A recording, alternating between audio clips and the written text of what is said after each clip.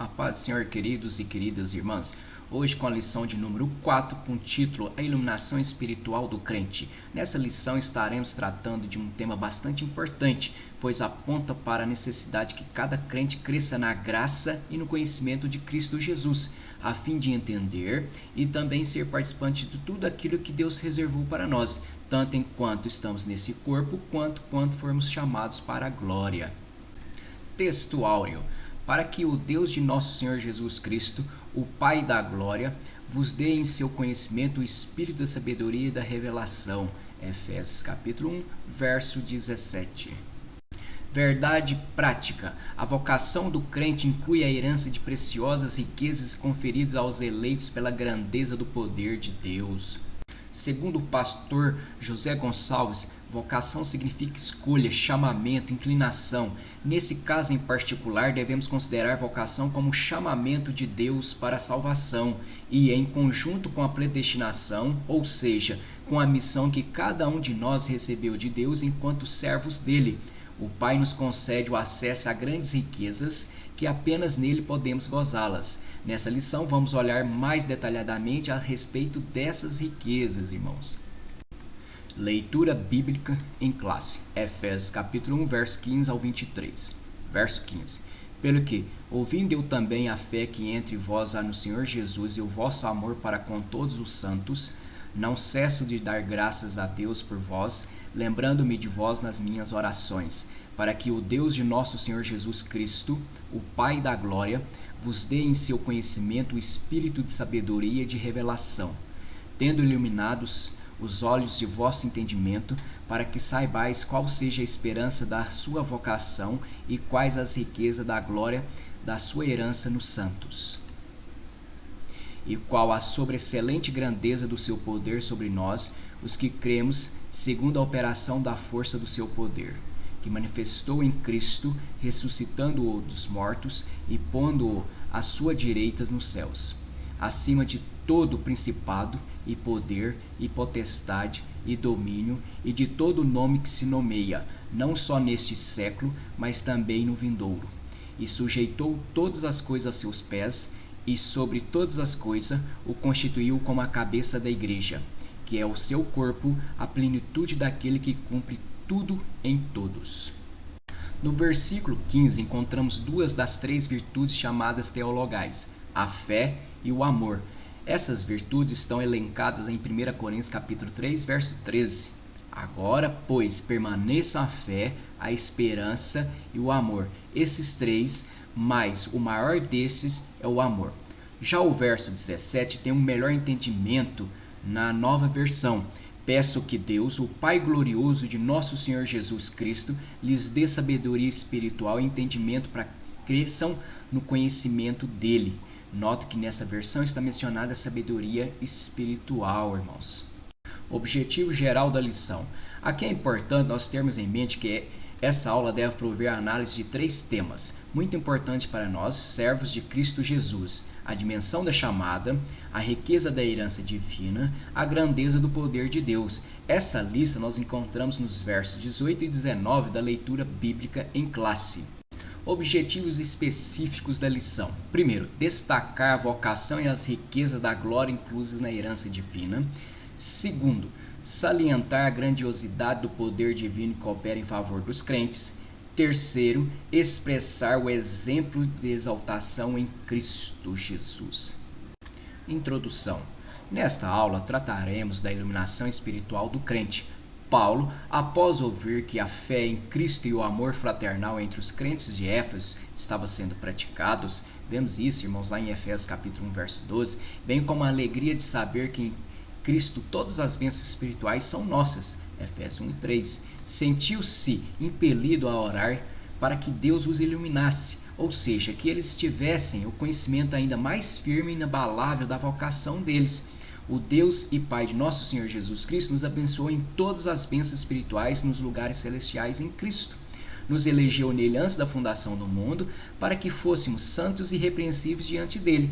Nos predestinou para filhos de adoção por Jesus Cristo, para si mesmo, segundo o beneplácito da sua vontade, para o louvor e glória da sua graça, temos a redenção pelo sangue de Jesus e a remissão das ofensas, segundo as riquezas da sua graça. E enfim, temos o céu, temos a vida eterna, a felicidade plena, mas todas essas bênçãos só são perceptíveis na vida do crente quando ele está sob o sobrenatural de Deus, irmãos. Quando ele tem a iluminação do Espírito Santo para enxergar com os olhos da fé todas as maravilhas de Deus. Portanto, é precisa a iluminação espiritual advinda do Espírito Santo da graça, para que enxerguemos esta realidade. Devemos, pois, pedir a Deus que abra o nosso entendimento, a fim de que saibamos que somos o povo mais poderoso e o mais feliz da terra, pois temos uma gloriosa e viva esperança que não deve ser abalada pelas circunstâncias adversas. Tópico 1. A esperança da vocação e as riquezas da glória. Tendo iluminado os olhos do vosso entendimento, para que saibais qual seja a esperança da sua vocação e quais as riquezas da glória de sua herança nos santos. Efésios capítulo 1, verso 18. Paulo queria que os crentes destinatários de sua epístola tivessem a conscientização do chamado deles e de quão preciosas riquezas espirituais estavam destinadas a eles. Por isso, orou efusivamente para que os olhos espirituais deles se abrissem e, através da experiência, alcançasse a compreensão da plenitude de suas bênçãos. Primeiro subtópico: ação de graças e intercessão. Em Efésios capítulo 1, verso 3 ao 14, o apóstolo Paulo descreve a extensão maravilhosa do programa de Deus desde a eternidade passada até a eternidade futura. Ele elaborou os mais elevados pensamentos que podem ocupar a nossa mente, pensamentos tão sublimes que agora Paulo fala aos destinatários de sua epístola sobre o grande dever de interceder por eles. A fim de que possam compreender tais conceitos, o seu forte desejo era que eles pudessem vislumbrar os gloriosos privilégios que eles tinham em Cristo e o imenso poder que há na dádiva de Cristo às igrejas como cabeças de toda a criação. E aí nós podemos dividir em 2 pontos. Primeiro ponto: ação de graças. De alguma forma, Paulo obteve informações sobre o que estava acontecendo entre os efésios, que o fez se alegrar e manifestar a ação de graças a Deus. Vejamos o que ele ouviu sobre a igreja de Éfeso. Ouviu que a fé em Jesus estava presente entre eles. Lá no verso 15, os efésios tinham ouvido a palavra da verdade e crido em Cristo, e continuaram firme na fé, apesar das circunstâncias adversas que esses crentes passavam, e sabedores que o maior líder do cristianismo estava preso em Roma, eles não se afastaram de Cristo. Pelo contrário, eles mantinham os olhos fitos em Jesus. Isso alegrou de sobremaneira o coração de Paulo. Esta mesma fé deve estar sempre acesa em nossos corações, pois os olhos do Senhor estão fitos nos que são fiéis a Ele. Vejamos Salmo de número 101, verso 6. Os meus olhos procurarão os fiéis da terra, para que estejam comigo. O que anda no caminho reto, esse me servirá. Devemos olhar para Cristo, independentemente das nossas circunstâncias. Olhando para Jesus, o autor e consumador da fé, o qual, pelo gozo que lhe estava proposto, suportou a cruz e, desprezando a afronta, e assentou-se à destra do trono de Deus. Hebreus capítulo 12, verso 2. Paulo também ouviu que os efésios, que o amor fraternal entre eles estava sendo praticado. Efésios capítulo 1, verso 15. Quando trabalhou na igreja de Éfeso, Paulo mostrou com o próprio exemplo como se vive o amor. Atos capítulo 20, verso 35. Portanto, não é de se surpreender que ele ouça sobre o amor dos efésios, ouvindo o vosso amor para com todos os santos. A fé produz fruto na comunidade cristã, ela flui de Cristo para os nossos semelhantes que também pertencem a Ele, em forma de serviço. Tiago capítulo 2, versos 14 ao 26. Jesus também disse aos seus discípulos: nisto todos conhecerão que sois meus discípulos, e se vos amardes uns aos outros. João capítulo 13, verso 35. Segundo ponto, a intercessão. Tendo ouvido a fé que havia entre eles no Senhor Jesus e o amor para com todos os santos, Paulo teve a certeza de que os destinatários de sua epístola eram possuidores das bênçãos já descritas, sendo então levados a orar por eles. A fé e o amor dos crentes impeliram Paulo a oferecer ações de graças ao Senhor e a interceder por eles sem cessar. Esta intercessão era por iluminação espiritual dos crentes de Efésios e de todos os demais cristãos que creram efetivamente no Senhor Jesus. Paulo intercedeu porque sabia que a extensão das bênçãos precisava ser reconhecida pelos crentes. E eles precisavam saber qual era a plenitude do que Deus reservou para os santos. A oração se torna um instrumento necessário da revelação, abre o nosso coração e ilumina a nossa mente para compreendermos melhor as bênçãos espirituais já reveladas. Paulo orou pedindo que Deus concedesse a eles, irmãos, espírito de sabedoria e de revelação no pleno conhecimento dele. Vemos isso lá no verso 17. A revelação diz respeito à comunicação do conhecimento. A sabedoria diz respeito ao uso adequado do conhecimento na nossa vida. O Espírito Santo é o Espírito de sabedoria, Isaías 11, verso 2, e da revelação, 1 Coríntios capítulo 2, verso 10. Visto que cada crente tem um Espírito Santo habitando nele, Paulo não orou para que os crentes destinatários de sua epístola recebessem a pessoa do Espírito Santo. Antes, orou para que recebesse mais iluminação dele, que fosse cheio do Espírito. O apóstolo não estava se referindo ao conhecimento em geral, mas ao conhecimento específico em Jesus Cristo, que queria que o crente tivesse um conhecimento profundo e espiritual de Deus por experiência própria, um conhecimento que não pode ser obtido através da capacidade intelectual, mas somente pelo ministério gracioso do Espírito Santo. Enfim, Paulo orou para que o Espírito Divino que neles habitava fizesse com que as visões fossem mais nítidas, mais intensas e mais amplas, e que o poder, o amor e a grandeza divina lhes fosse revelada ainda mais. Em resumo, na sua intercessão, Paulo menciona 3 áreas especiais de conhecimento divino que não quer que os santos ignorem: a esperança da vocação, a riqueza da glória da herança de Deus nos santos e a suprema grandeza do poder de Deus para os que creem. Subtópico 2. A esperança da vocação. Ainda imbuído em sua atividade intercessora pelos crentes destinatários de sua epístola, Paulo ora para que o Espírito Santo os ilumine a fim de saberem qual a esperança da vocação de Deus, tendo iluminados os olhos de vosso entendimento, para que saibais qual seja a esperança da vossa vocação. Efésios capítulo 1, verso 18. Paulo alerta os crentes que eles antes não tinham esperança, mas agora eles têm a esperança do chamamento de Deus. Ele nos chamou para sermos de Jesus. Ele nos chamou para ter comunhão com Jesus Cristo. Ele nos chamou para ser santos. Ele nos chamou para o sofrimento, se for necessário. 1 Pedro 2, 21. Entretanto, a nossa vocação, o nosso chamamento, só encontrará sua plenitude nos céus. 1 Tessalonicenses, capítulo 2, verso 2. 1 Pedro, capítulo 5, verso 10. Podemos dizer que tal esperança divide-se em pelo menos 3 aspectos. Primeiro aspecto: Deus chamou as pessoas no passado, 2 Timóteo capítulo 1, verso 9, ou seja, uma chamada em que ele teve a iniciativa por meio da eleição em Cristo, da qual fazemos parte. Segundo aspecto, a chamada abrange serviço e santificação no presente, isto é, acha-se irrepreensível, viver em comunhão e andar de modo digno. O serviço cristão está relacionado à chamada predestinação, na qual Deus atribuiu um dom de serviço aos seus servos, de acordo com a sua soberana vontade, muito antes deles nascerem, conforme aconteceu com Paulo. Leiamos Gálatas capítulo 1, versos 15 e 16. Contudo, ainda antes de eu nascer, Deus me escolheu e me chamou por sua graça. Foi do agrado dele revelar seu Filho a mim, para que eu o anunciasse aos gentios. Quando isso aconteceu, não consultei ser humano algum. Terceiro aspecto: a participação gloriosa no futuro, que compreende a vida eterna e a esperança de conhecer Deus face a face. Terceiro subtópico: as riquezas da glória da sua herança.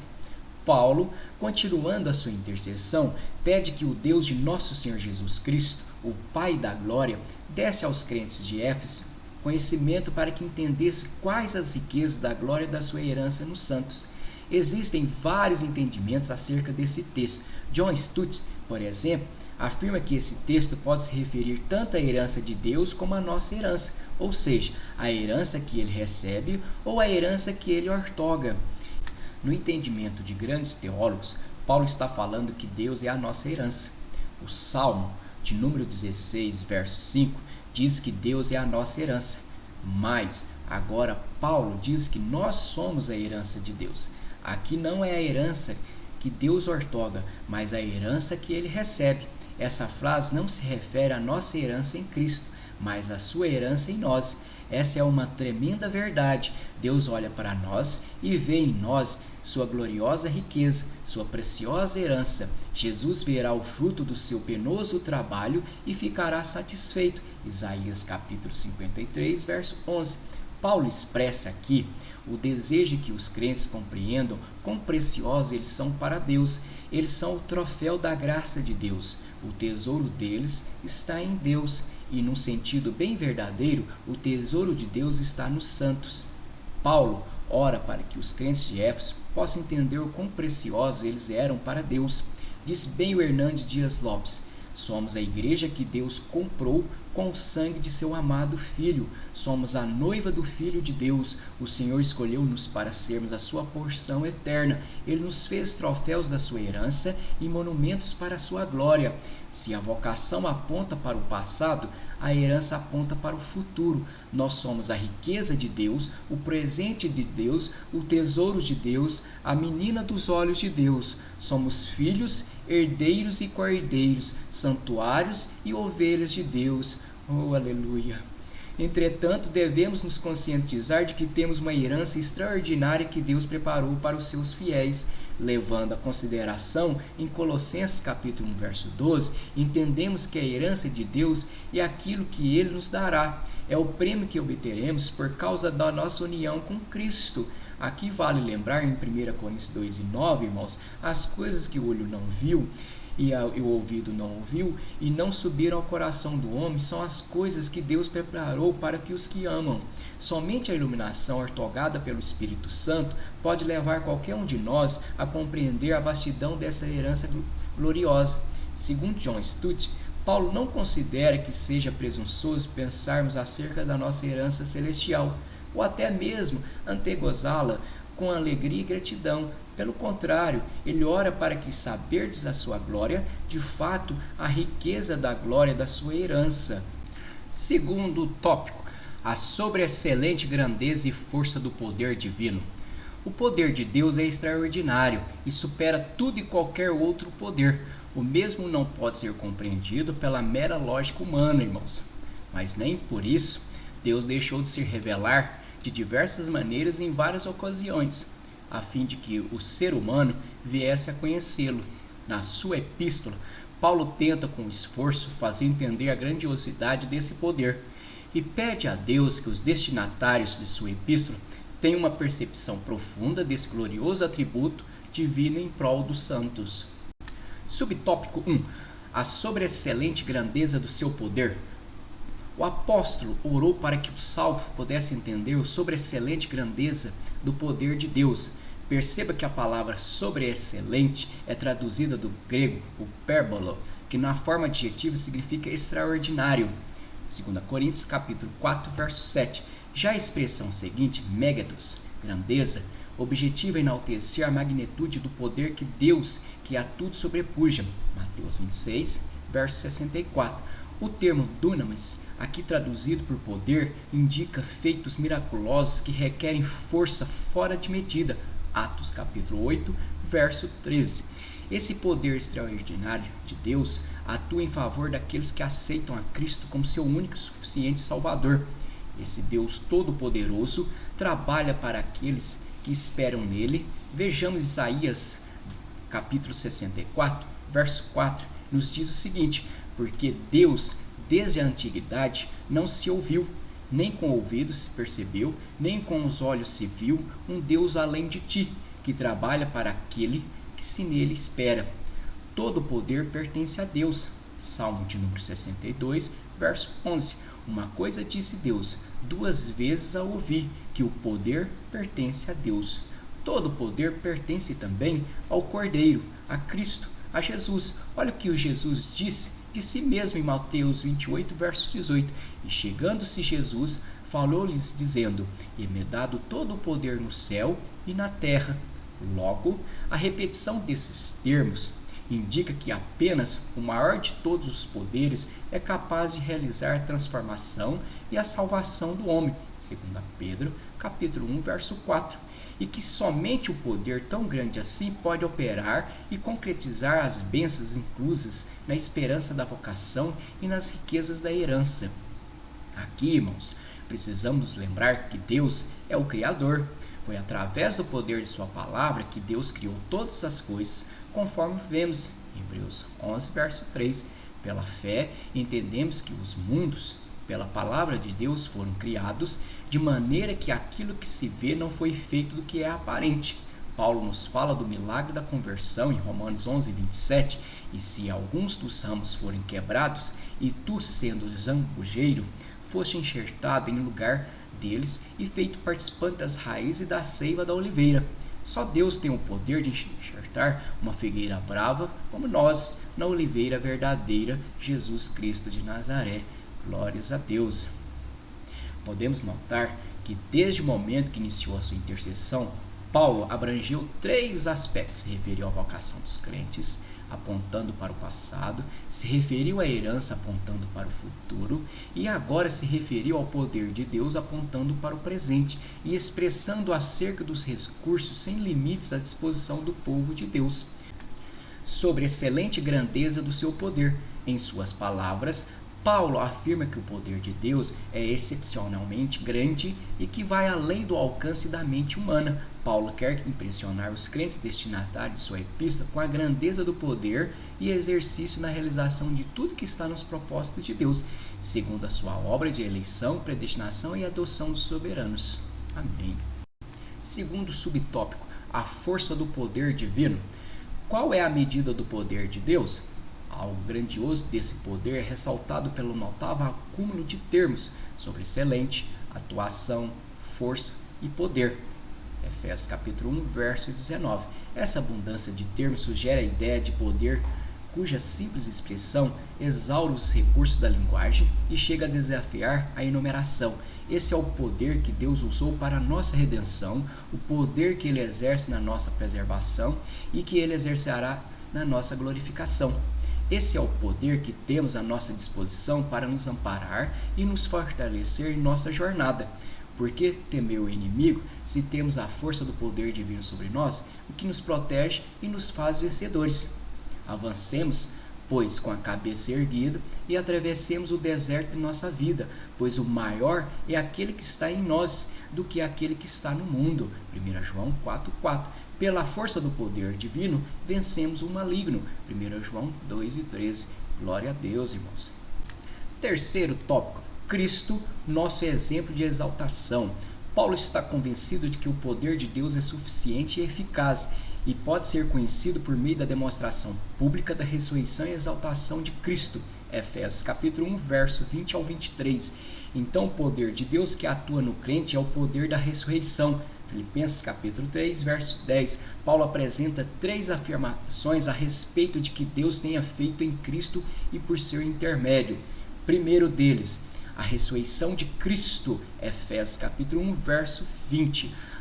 A ressurreição de Jesus Cristo foi a maior exibição do poder divino que o mundo jamais viu. Talvez pensemos que a criação do universo tenha sido a maior manifestação do poder de Deus. Talvez imaginemos que tenha sido o livramento milagroso do povo de Israel no Mar Vermelho. Esses acontecimentos foram realmente extraordinários e que somente Deus poderia realizá-los. Mas o Novo Testamento ensina que a ressurreição de Cristo e sua ascensão demandaram uma maior expressão do poder de Deus. Como explicar isso? Sem a ressurreição de Cristo, o ser humano, a natureza, animada e inanimada, o cosmos, estariam perdidos para sempre, pois Cristo, a palavra criadora, estaria morto. E se tivesse ocorrido isso, o maligno seria o grande vencedor, e com certeza todas as hostes infernais se uniriam com a finalidade de frustrar os propósitos de Deus, mantendo Cristo no túmulo ou impedindo a sua ascensão depois da ressurreição. Porém, Deus triunfou sobre todas as formas de oposição, ressuscitando o seu amado Filho. A ressurreição de Cristo e sua glorificação representam uma derrota arrasadora para Satanás e suas hostes, bem como um espetáculo glorioso do poder vitorioso de Deus. O Cristo ressuscitado detém a chave da morte e do Hades, Apocalipse 1:18, e ao nome de Jesus todo joelho se dobra no céu, na terra e no inferno, Filipenses 2:10. Ninguém é capaz de descrever esse poder, por isso Paulo toma emprestado algumas palavras do vocabulário próprio da dinâmica na sua descrição, segundo a eficácia da força do seu poder, o qual exerceu ele em Cristo, ressuscitando-o dentre os mortos. Efésios capítulo 1, versos 19 e 20. Estas palavras parecem se curvar sob o peso da ideia transmitida. Nos maravilhamos diante da imensidão desse poder e adoramos o nosso Deus por sua onipotência. Segundo as Escrituras, o Senhor Jesus foi o primeiro a ressuscitar no poder de uma vida indissolúvel. A ressurreição de Cristo foi a primeira na história humana, 1 Coríntios capítulo 15, verso 23, mas cada um por sua ordem. Cristo, as primícias, outros ressuscitaram dos mortos, mas morreram outra vez. A ressurreição autenticou o ministério do nosso Senhor Jesus, selou sua obra de redenção, marcou o começo da sua glorificação e foi a confirmação pública de que o Pai aceitou seu sacrifício. Também a sua ressurreição é a garantia de que nós também ressuscitaremos. 1 Coríntios capítulo 6, verso 14. Ora, Deus, que também ressuscitou o Senhor, nos ressuscitará a nós pelo seu poder. Nas palavras de John Stott, a morte é um inimigo amargo e implacável, virá a todos nós um dia, e após a morte, nada pode deter o processo de deterioração e decomposição. Mesmo as técnicas mais sofisticadas de embalsamento oferecidas por os agentes funerários e modernos não podem preservar o corpo para sempre. Somos pó, e ao pó inevitavelmente retornaremos. Gênesis 13:19. Nenhum poder humano pode impedir isso, muito menos trazer uma pessoa morta para a vida. Mas Deus vai fazer conosco o mesmo que fez com Jesus, nos ressuscitará dentre os mortos, pelo seu poder estaremos para sempre com ele. 1 Tessalonicenses capítulo 4, versos 16 e 17. Porque o mesmo Senhor descerá do céu com alarido, com voz de arcanjos, com a trombeta de Deus, e os que morreram em Cristo ressuscitarão primeiro, e assim estaremos sempre com o Senhor. Em 1 Coríntios, capítulo 15, verso 20 ao 23, Paulo nos afirma: Cristo ressuscitou dos mortos e foi feito as primícias dos que dormem, porque assim como todos morrem em Adão, assim também todos serão vivificados em Cristo, mas cada um em sua ordem. Cristo, as primícias, depois os que são de Cristo na sua vinda. Esta é a maior esperança do crente em Cristo. Amém, irmãos. Segundo subtópico, Cristo é levado à direita de Deus. Depois da ressurreição e ascensão de Cristo, Deus o promoveu ao lugar de suprema honra e autoridade. Ele o fez assentar-se à sua direita nos céus. Ao fazer isso, ele cumpriu a promessa messiânica dos Salmos, número 110, verso 1. O Senhor disse ao meu Senhor: senta-te à minha direita, até que eu faça dos teus inimigos um estrado para os teus pés. Segundo o reverendo Hernando Dias Lopes, a direita de Deus é uma figura de linguagem indicando o lugar de supremo privilégio e autoridade. A mais alta honra e autoridade no universo foi atribuída a Cristo. Mateus capítulo 28, verso 18. O local é chamado de céus. Esta expressão se refere à morada de Deus e onde está o Senhor Jesus hoje com o corpo glorificado. Ele foi entronizado acima de todo principado e autoridade. Efésios capítulo 1, verso 21. Amém. Terceiro subtópico, Cristo exaltado sobremaneira. Paulo afirmou aos crentes destinatários de sua epístola que o Deus Pai, além de colocar Jesus numa posição de suprema honra e autoridade, colocou-o acima de todo principado e poder e potestade e domínio e todo nome que se nomeia. O Senhor Jesus é superior a todo governo ou autoridade humana. Ele domina sobre todos os seres inteligentes, bons, maus, angelicais e demoníacos. A exaltação de Cristo abrange o soberano domínio sobre toda a criação. A cabeça que um dia foi coroado com espinhos leva agora o diadema da soberania universal. Todas as coisas estão sujeitas a Cristo.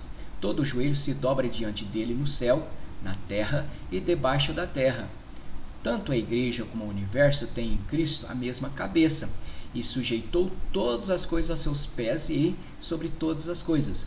Todas as coisas estão debaixo dos seus pés. Isso significa que o domínio universal não apenas sobre os homens e os anjos, mas sobre toda a criação animada e inanimada. O escritor aos Hebreus nos faz recordar que no presente não vemos todas as coisas sob o domínio dele. Hebreus capítulo 2, verso 8. De fato, embora o domínio universal pertença a Cristo, ele não exerce atualmente de modo pleno. Por exemplo, os homens ainda se rebelam contra ele, negando-o e resistindo à sua vontade. Porém, Deus decretou que seu filho um dia empunhará o cetro do domínio universal, e isso é tão certo quanto qualquer realidade presente. Quando ele reinar literalmente na terra durante 1000 anos, Apocalipse 20, verso 4, ele será rei sobre todos os reis e senhor sobre todos os senhores. Ele será exaltado acima de todos os seres criados, sem exceção alguma. Será o cumprimento das profecias preditas por intermédio dos profetas nas Escrituras no Antigo Testamento, Isaías, Zacarias, E será o melhor período da história de toda a humanidade. Na plenitude do reino haverá uma renovação de toda a criação, que atualmente geme esperando por esse ditoso dia. Romanos capítulo 8, versos 19 ao 21. Durante todo esse período, Satanás estará preso, Apocalipse 20, verso 2, e o efeito e o mundo gozará de uma genuína paz que nunca houve até então. Haverá perfeita justiça, e o efeito da justiça será a paz, e a operação da justiça, repouso e segurança para sempre. Isaías capítulo 32, verso 17. No seu reino, o Rei Jesus, cujas mãos foram um dia perfuradas, vai exercer autoridades e soberania sobre todo o universo, e Deus Pai entregou essa pessoa gloriosa à igreja, o constituiu como cabeça da igreja. A eleição especial da igreja é para participar com Cristo o domínio ilimitado. Quando a igreja estiver desfrutando disso, todo o resto da criação estará debaixo do seu reino. Concordo com John Stott quando ele diz: tanto o universo quanto a igreja têm em Jesus Cristo a mesma cabeça. Segundo alguns teólogos, Deus estabeleceu a relação singular entre Cristo e a igreja. Cristo é o grande dom de Deus para a igreja. O fato de Cristo ser a cabeça da igreja ressalta 3 coisas. Primeiro, Cristo tem autoridade suprema sobre a igreja. Ele a governa, guia e dirige. Segundo, entre Cristo e a igreja existe uma união vital, tão íntima e real como é a cabeça com o corpo. É uma união íntima, terna e indissolúvel. Terceiro, a igreja é inteiramente dependente de Cristo. De Cristo, a igreja deriva sua vida, seu poder e tudo quanto é necessário à sua existência. A igreja é a plenitude de Cristo. A igreja está cheia da sua presença, animada pela sua vida, cheia com seus dons, poder e graça. A igreja é o prolongamento de Cristo. A igreja é seu corpo em ação na terra. A igreja está cheia da própria Trindade. Filho, Efésios 1 e 23. Pai, Efésios 3 e 19. Espírito Santo, Efésios 5 e 18.